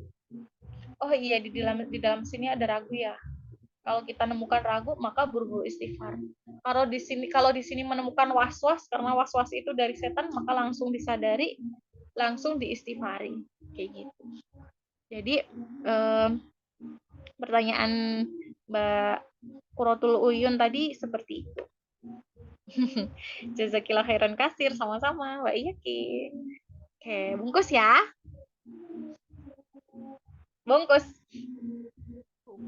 Nah, kemudian kita ke cahaya semu versus cahayanya Allah. Jadi teman-teman semuanya, kembali lagi ke tujuan awal kita diciptakan itu adalah kita mencari Allah sebenarnya.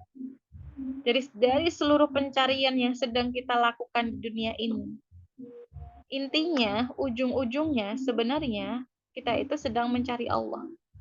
Sama ceritanya dengan yang dilakukan oleh Bunda Hajar ya. Kalau misalnya hari ini banyak sekali istri-istri, banyak sekali perempuan-perempuan di luar sana yang sudah menikah tapi ditinggalkan oleh pasangannya, entah karena pekerjaan, entah karena memang sudah bukan jodohnya lagi, atau entah alasan lain. Siti Hajar itu pernah mengalami hal itu, gitu.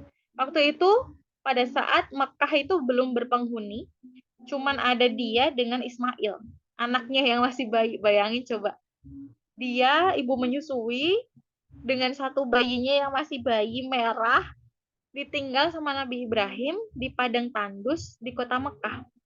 Di situ nggak ada apapun, Orang yang musafir aja, dia jalannya melipir, nggak lewat situ. Kenapa? Karena di situ nggak ada air. Musafir itu udah tahu, bahkan burung-burung aja itu nggak mau berada di situ.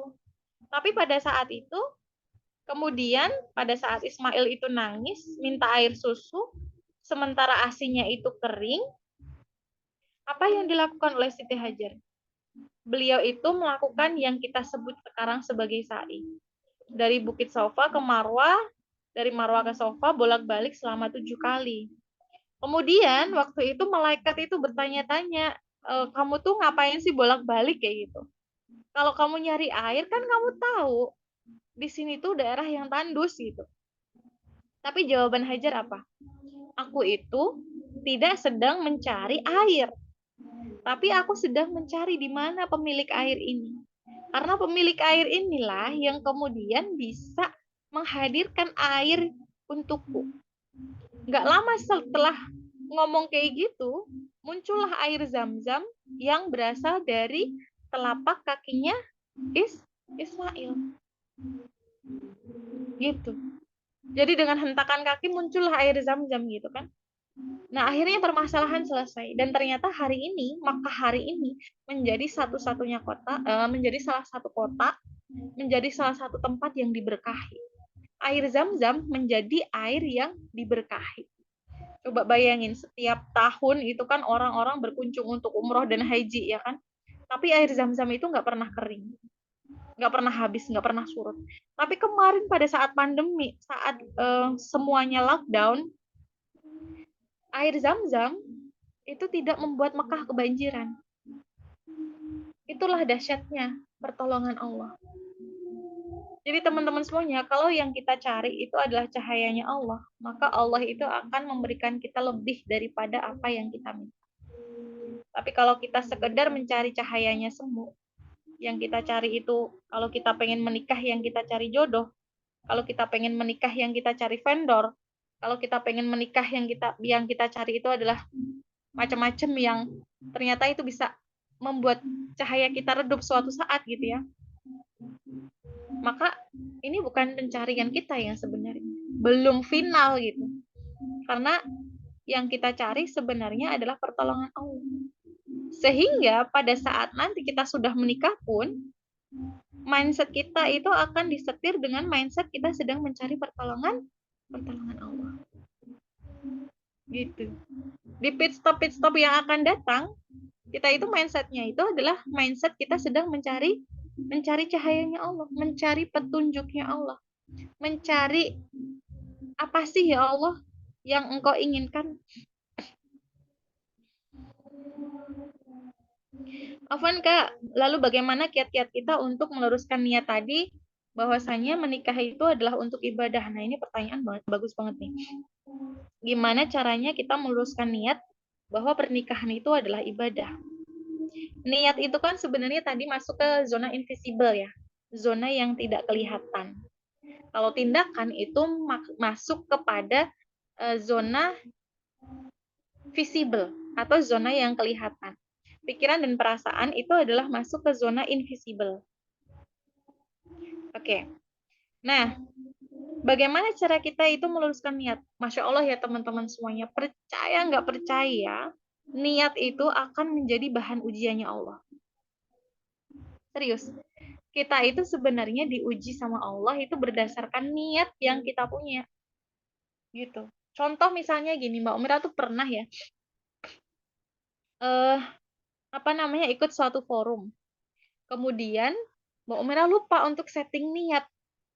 Bahwa niat itu semata-mata untuk mendapatkan ridhonya Allah, supaya Allah itu ridho di situ, supaya Allah itu ngasih Mbak Umira itu energi baik dan ngasih Mbak Umira itu pahala dan juga ngasih tabungan kebaikan untuk Mbak Umira. Itu doang yang sebenarnya direncanakan, diniatkan itu. Tapi waktu itu niatnya salah.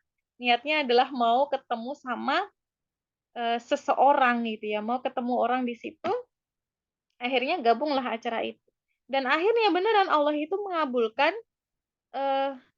ketemu dengan seseorang itu, tapi tidak dengan ini tadi, tidak dengan keberkahannya itu tadi. Gitu.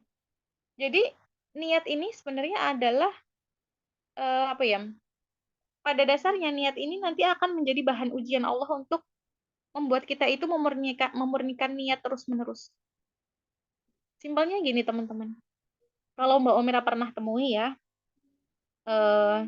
teman-teman yang dihadirkan oleh Allah kepada Mbak Omira itu, yang Mbak Omira amati, ketika niat mereka itu adalah menikah karena ibadah, malah justru dipertemukan dengan masalah. Benar nggak niatnya ibadah? Benar. Dan niat itu diujikan dengan adanya masalah. Untuk melihat beneran nggak kamu niatnya itu untuk ibadah. Kalau kamu lulus ujian ini dan kamu tetap meniatkan diri untuk ibadah, maka dia lulus ujian. Gitu. Jadi ibaratnya gini, niat itu yang akan mengundang keberkahan Allah atau akan mengundang kemurkaannya Allah. Baik keberkahan Allah maupun kemurkaannya Allah tadi itu sama-sama bisa menarik kita kepada satu titik, yaitu adalah titik pertaubatan gitu. Dan itu sama-sama baik. Kalau kita mau tadi, kalau mengundang kemurkaannya Allah, kita kemudian bertaubat, memperbaiki diri. Kalau mengundang keberkahan, kita bersyukur. Berarti titik temunya bukan taubat ya, tapi titik temunya itu adalah kita mendekat kepada Allah, gitu. Jadi tidak ada yang nggak baik, tidak ada yang tidak ada yang buruk. Karena sekalipun niatnya salah, kita tetap bisa meluruskan terus-menerus sambil jalan. Kalau misalnya kita niatnya salah, nanti diperbaiki lagi. Kalau misalnya kita meniatkan karena ibadah, nanti ada ujiannya. Kalau misalnya kita nanti meniatkan karena ingin memiliki orang tersebut, nanti ada ujiannya sendiri. Gitu. Karena ujian itu sebenarnya adalah cara Allah untuk memurnikan niat sebenarnya. Gitu ya. Mudah-mudahan menjawab Mbak ya. Gitu. Nah, kemarin juga Mbak Mira itu sempat konseling ya. Ketemu sama mbak-mbak yang Masya Allah, beliau kuat banget, luar biasa banget gitu kan, diuji dengan pernikahan. Sudah berjalan kurang lebih 2 tahun. Mohon maaf, beliau belum pernah disentuh, belum pernah ibadah, belum pernah diperlakukan dengan mesra oleh suaminya, tapi beliau masih terikat dengan pernikahan. Nah, ini yang membuat Mbak Mira itu bergetar gitu ya. Yaitu adalah bagaimana beliau itu bertahan karena ini masih ada ikatan pernikahan ini, Mbak. Berarti saya masih punya kewajiban untuk mengurus suami saya kayak gitu. Jadi ini ibadah saya, walaupun suami saya tidak melakukan kewajibannya sebagai seorang suami, ya kan? Tapi saya masih bertahan di sini karena niat saya itu adalah untuk ibadah. Padahal Masya Allah kalau cerita itu, ya Allah Mbak itu tuh udah diperlakukan sebegitunya sama suaminya, sudah sudah dijelek-jelekin sama suaminya, tapi karena niatnya itu murni tadi gitu ya, niatnya itu karena lillah, karena Allah, karena emang pengen ibadah gitu kan, mau diperlakukan seperti itu, beliau tetap bertahan kayak gitu. Sampai akhirnya beliau udah nyerah, ya Allah aku udah nggak kuat lagi, udah mau gimana lagi, terserah ya Allah. Habis itu Allah berikan pertolongannya. Akhirnya tiba-tiba suaminya menceraikan beliau. Itu pertolongan gitu kan, daripada bersama dengan orang yang salah tapi masalah terus kayak gitu. Gitu ya. Ini ada pertanyaan Mbak Umi Rakib dulu ya, karena waktunya sudah 17 menit. Takutnya materinya nggak selesai gitu ya. Nanti Mbak Umra jawab di akhir. Lanjut. Next. Oke. Nah, berikutnya finding inner happiness di usia 30 seperti ini di tengah ketakutan dan seterusnya. Gimana caranya? Teman-teman semuanya, ternyata Al-Quran tadi itu sudah memberikan polanya, sudah memberikan petunjuknya. Gimana caranya biar kita itu tetap bisa bahagia? Yang pertama, kalau di dalam Al-Quran, bahagia itu disebutkan la khaufun alaihim walahum yahzanun. Tidak ada ketakutan dan tidak ada kesedihan bagi orang-orang yang bahagia itu. Jadi bahagia di dalam Al-Quran itu bukan sesuatu yang ditunjuk-tunjukkan kepada orang-orang gitu ya. Tapi kebahagiaan itu adalah ada apa yang ada di dalam batin dia.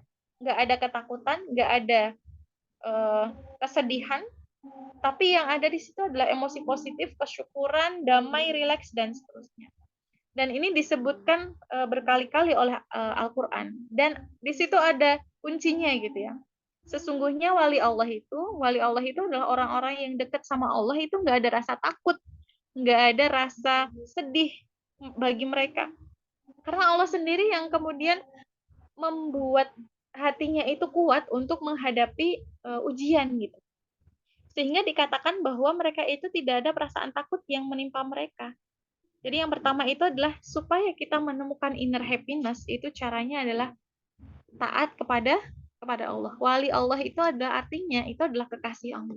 Menjadi kekasihnya Allah, menjadi orang yang dicintai oleh Allah. Yang kedua, turunkanlah kamu semua dari surga. Kemudian jika benar-benar datang petunjukku kepadamu, maka barang siapa mengikuti petunjukku, tidak ada rasa takut. Nah, lagi-lagi la khaufun alaihim walahum yahzanun. Tidak ada rasa takut pada mereka dan mereka tidak bersedih hati.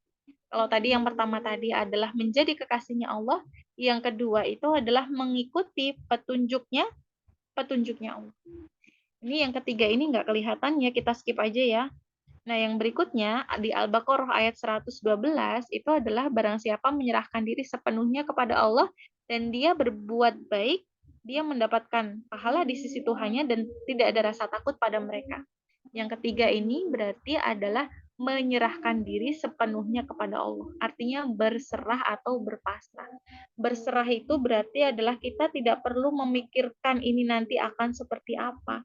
Ini nanti bagaimana, ini nanti akan menjadi apa. Kita nggak memikirkan itu. Berserah itu artinya titip. Tapi bukan menyerah. Apa beda berserah dengan menyerah?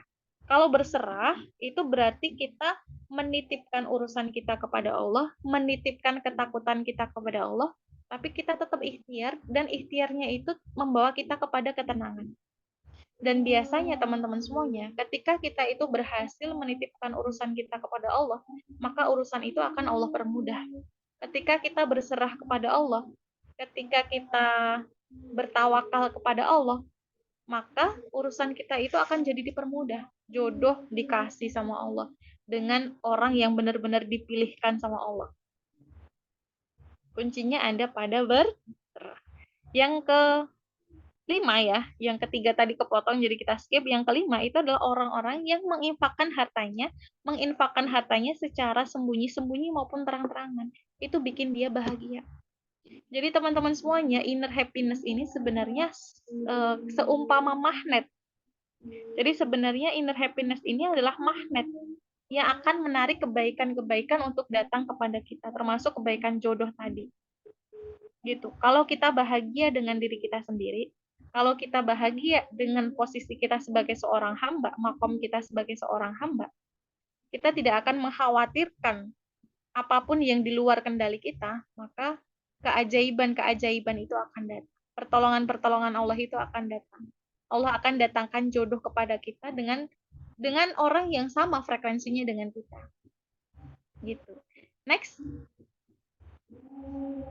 Lanjut, Mas Sisil. Nah, bagaimana langkah menemukan jodoh terbaik? Jadi di sini Mbak Umrah bagi areanya menjadi dua area. Yang pertama itu adalah area yang dikuasai, dan yang kedua itu adalah area yang menguasai. Area yang dikuasai itu adalah segala hal yang bisa kita perjuangkan.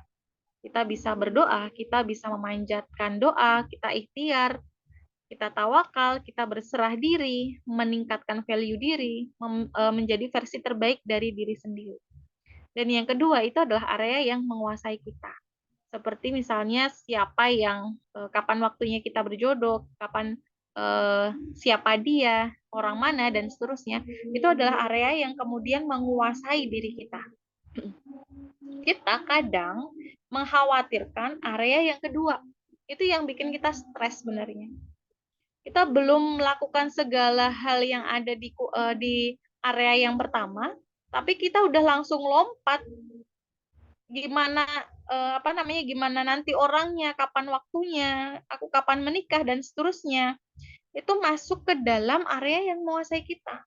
Kita kadang memberatkan diri kita, itu fokusnya itu ada di area yang menguasai kita, padahal itu bukan ada di area kita, itu biar jadi urusannya Allah gitu. Nah, kita fokus kepada area yang dikuasai. Kita minta sama Allah itu, mintalah yang paling tinggi. Ya, jangan minta yang ecek-ecek gitu ya. Jangan minta yang laki-laki biasa lah, yang hobinya ngerokok ya nggak apa-apa kayak gitu. Jangan. Kalau bisa minta yang pengusaha, minta orang yang bertanggung jawab, minta orang yang solih, minta orang yang pengisi majelis taklim gitu kan. Minta yang banyak. Tapi jangan lupa iringi dengan ikhtiar memperbaiki diri kita, menjadi versi terbaik dari kita. Masa kita mintanya spek yang terbaik, kitanya sendiri nggak mau jadi orang yang terbaik gitu kan. Nah, maka fokus di area yang kita kuasai. perkara ini mau dikabulkan kapan, perkara siapa dia, perkara orang dari mana, itu di luar area kita. Yakin aja, Allah itu tidak pernah salah memilihkan kita orang. Kalau kita sudah sampai pada level tertingginya kita gitu ya. Gitu. Bungkus? Oke. Lanjut Mbak Sisil. Nah, gimana caranya kita menaikkan vibrasi diri kita gitu ya. Ini yang suka belajar loa sudah sering dengar ya, vibrasi diri itu adalah vibrasi getaran di dalam hati kita. Teman-teman semuanya, getaran yang paling tinggi itu adalah getaran keimanan. Dalam salah satu hadisnya Allah, dalam bukan hadis tapi ayat Al-Qur'annya Allah ya, kondisi hati yang sehat, kondisi batin yang baik, kondisi batin yang stabil itu adalah seseorang yang dia menemukan vibrasi yang hatinya itu bergetar ketika disebut nama Allah. Hati yang bergetar ketika disebut namanya Allah itu adalah hati atau vibrasi yang paling tinggi. Makanya kalau teman-teman belajar peta emosinya David Hawkins, yang paling tinggi itu adalah justru enlightenment. Enlightenment itu adalah kesadaran atau pencerahan gitu. Pencerahan itu adalah vibrasi yang paling tinggi dan itu dibuktikan dengan ayat Al-Qur'an bahwasanya vibrasi yang paling tinggi itu adalah ketika kita itu mengingat Allah, ketika kita itu berzikir kepada Allah. Dan teman-teman semuanya, inti dari keimanan itu adalah membawa kita kepada ketenangan. Kalau kita belum tenang, berarti keimanan kita perlu untuk vibrasi kita itu perlu untuk diperbaiki. Nah, ikhtiar iman ini akan membawa kita kepada ketenangan. Berarti kalau kita belum tenang, ikhtiarnya kita itu berarti masih yang kedua. Ikhtiar apa? Ikhtiar berhala. Ikhtiar berhala itu apa? Ikhtiar berhala itu adalah ikhtiar yang kemudian mengatur hasilnya. Mengatur hasilnya sehingga membawa kita kepada kepedihan, kesedihan, kehampaan, keputusasaan, dan akhirnya kita stuck di sini-sini aja. Ada pertanyaan yang bagus kemarin dari komentar di postingannya Mbak Umira ya. Saya itu nggak tahu mau berjodoh dengan kematian ataukah mau berjodoh dengan jodoh kayak gitu. Nah, kita emang nggak tahu kematian itu datang kapan. Apakah kematian datang lebih dulu daripada jodoh gitu kan? Tapi kalaupun misalnya kematian itu datang menjumpai kita lebih dulu daripada jodoh kita itu akan dipanggil oleh Allah dalam keadaan vibrasi yang paling tinggi. Karena baik kematian yang datang lebih dulu ataukah jodoh yang datang lebih dulu, itu semuanya baik, sama-sama baik. Bagi kita sebagai seorang muslim, semuanya sama-sama baik. Kenapa? Karena vibrasi kita sudah berusaha untuk menaikkan sampai pada level tertingginya kita. Jadi kalau orang-orang Loa itu mengatakan bahwa vibrasi tertinggi itu adalah cinta, kedamaian, dan seterusnya ya. Kita tambahin lagi, vibrasi yang paling tinggi itu adalah vibrasi keimanan. Karena percuma kita bahagia tapi kita nggak beriman. Percuma kita itu menjadi orang yang mendapatkan segala hal yang kita impikan, segala hal yang kita inginkan, tapi tidak membuat kita itu semakin beriman kepada Allah. Tidak membuat kita itu semakin naik kecintaan kita kepada Allah karena sangat rugi sekali. Oke, next Mbak Sisil. Nah, teman-teman semuanya, sebenarnya Mbak Umra seperti yang Mbak Umra sampaikan, Mbak Umra punya tools untuk membongkar luka batin dan seterusnya yang ternyata nggak bisa disampaikan hari ini gitu ya, bagaimana caranya dan bagaimana kita bisa mencapai pada vibrasi yang paling tinggi tadi. Bahkan Mbak Umira sudah siapkan kelas bekerja sama dengan RFT gitu ya, kelas atau mentoring 30 hari menemukan cinta gitu. Jadi cinta yang kita temukan itu bukanlah cinta yang semu gitu ya, tapi cinta yang membawa kita kepada kedekatan kita kepada Allah. Nah, jadi mentoring ini akan kita laksanakan selama 4 minggu ya, seminggu sekali, setiap hari Sabtu seperti ini, waktunya pada tarawih ya, karena sudah masuk tarawih gitu kan. Yang materi yang pertama akan kita bahas itu adalah nikmatnya hidup berkesadaran. Karena tadi seperti kita bahas, kita itu banyak maunya tapi kita nggak sadar gitu ya. Kemudian yang berikutnya itu adalah keajaiban doa, kemudian menemukan energi keberserahan, dan yang keempat itu adalah menjadi penyambung pesan. Nah, cuman karena kelas ini ada biaya komitmennya ya, ada biaya apa namanya biaya komitmennya itu sebesar 99.000 kayak gitu untuk anggota grup atau teman-teman yang sudah ada di grup kayak gitu. Jadi monggo teman-teman yang butuh untuk mengikuti kelasnya nanti silakan langsung daftar. Nanti Mbak Umira kasih CP-nya ya. Oke. Mungkin itu aja yang bisa Mbak Umira sampaikan. Pas waktunya 21:29. Ini kayaknya tadi pertanyaannya sudah Mbak Umira jawab ya. Cuman ada pertanyaan dari Mbak siapa tadi? Belum terjawab. Cara menghentikan pola yang di awal tadi itu gimana Mbak? Nah ini nih PR-nya nih. PR-nya itu nanti kita jawab di mentoring. Bagaimana kita itu menghentikan pola yang sudah tertanam di dalam batin kita, tertanam di alam bawah sadar kita, sehingga kita itu bisa menghidupkan pola yang baru. Kalau kita bahas di mentoringnya ya. Oke. Demikian tadi Mbak Sisil, ihdinas siratal mustaqim. Itu yang bisa Mbak Umira sampaikan. Banyak kelebihannya, semata-mata ilmu itu datang dari Allah, banyak kurangnya, banyak salahnya. Karena memang ilmu Mbak Umira terbatas, mohon dimaafkan, mohon keridoannya. Sampai ketemu lagi di kesempatan berikutnya. Jangan lupa minggu depan ada free webinar yang ngisi Umi Rosa. Mudah-mudahan teman-teman bisa meluangkan waktu untuk datang ya. Oke. Assalamualaikum warahmatullahi wabarakatuh. Waalaikumsalam warahmatullahi wabarakatuh. Masya Allah, daging banget ya materi kita pada malam hari ini ya.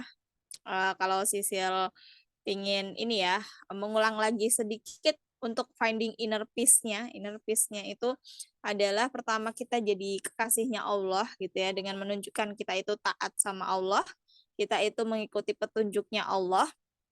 Terus kita juga bisa menemukan kebahagiaan itu dengan bersedekah gitu ya, ternyata Masya Allah. Oke, tadi untuk pertanyaan-pertanyaan sudah dijawab ya saat tadi ya waktu menyampaikan materi. Kemungkinan juga belum ada pertanyaan lagi ya. Nah, jangan lupa tadi seperti yang disampaikan oleh Mbak Umira, insya Allah tanggal 8 besok Jumat ya, itu insya Allah ada webinar gratis untuk teman-teman semuanya tentang mengobati luka kekerasan. Jadi biasanya kan kita kekerasan itu bisa dari fisik, bisa dari verbal gitu ya. Nah, biasanya anak-anak 90-an nih ya. Anak-anak tahun-tahun kita nih ya. Kayaknya dibandingkan, terus dilabeli gitu kan. Itu tuh hal yang biasa gitu bagi orang tua kita. Kayaknya kayak seolah-olah itu umum gitu ya. Kayaknya semua era yang entah 80-an 90-an itu pasti mengalami itu. Nah, itu bisa jadi menjadi luka yang kadang kita nggak sadar bahwa itu tuh mempengaruhi diri kita. Dan kadang kita hidup sebagai ini ya, sesuai dengan label yang dikasih orang tua. Seolah-olah kayak mengamini gitu loh. Kayak misal kamu malas banget sih kayak gitu ya. Nah, terus habis itu kita akhirnya jadi pemalas nih. Terus habis itu iya nih gara-gara ibu aku nih. Nah, jangan sampai kayak gitu ya. Nah, itu bisa tuh besok ngobrol langsung sama Umi Rosa saat webinar tanggal 8 bersama RFP gitu. Terus jangan lupa juga untuk ngikutin mentoring yang 30 hari bersama Mbak Umira ya, yang tadi ya, itu kayaknya sangat sayang banget kalau dilewatkan. Karena apa?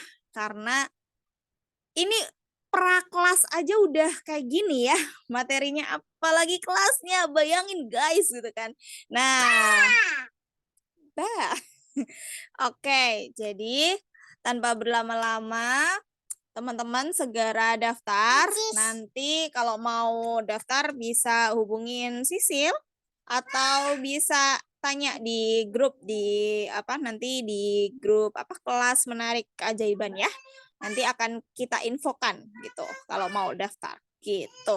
Karena mungkin waktu sudah malam, ada banyak yang sudah mulai keluar ya. Karena mungkin waktunya ya kalau di Papua sana udah 2 jam lagi, ya sudah jam 12 malam lah ya. Jadi ya selamat beristirahat teman-teman semuanya.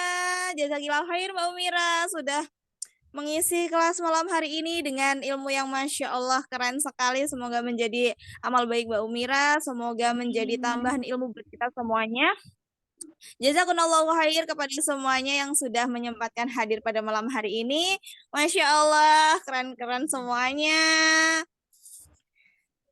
Oke, saya Sisil minta maaf apabila banyak hilaf dan kesalahan dalam membersamai teman-teman semuanya. Terakhir, Assalamualaikum warahmatullahi wabarakatuh. Kita tutup webinar pada malam hari ini dengan bacaan istighfar 3 kali. Astagfirullahaladzim. Dan disempurnakan dengan doa kafaratul majlis. Subhanakallahumma Subhanakallahumma wa bihamdika asyhadu an la ilaha illa anta astaghfiruka wa atubu ilaik. Alhamdulillahirabbil alamin. Wassalamualaikum warahmatullahi wabarakatuh. Bye bye. Insyaallah nanti rekamannya akan diupload lagi kan ya. Oke, terima kasih Mbak Sisil, terima kasih teman-teman semuanya. Sama-sama. Sampai ketemu lagi, sampai ketemu di mentoring ya. Oke, kita akhiri 1, 2, 3.